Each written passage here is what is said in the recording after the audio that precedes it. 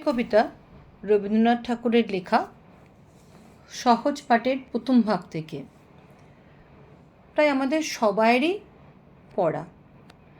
এসেছে শরৎ, হিমের পরশ লেগেছে হাওয়ার পরে, সকালবেলায় ঘাসের আগায় শিশিরের রেখা ধরে, আমলকি বন কাঁপে যেন তার, বুক করে দুরু দুরু, পেয়েছে খবর পাতা খসানোর সময় হয়েছে শুরু।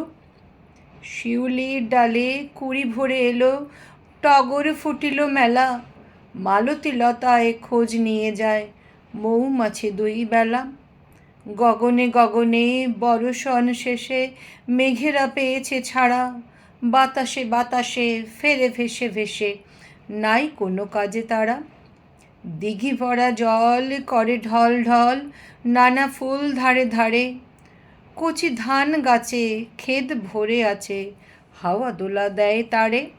যেদিকে তাকাই সোনার আলোয় দেখি যে ছুটির ছবি, পূজার ফুলের বনে ওঠে ওই পূজার দিনের রবি।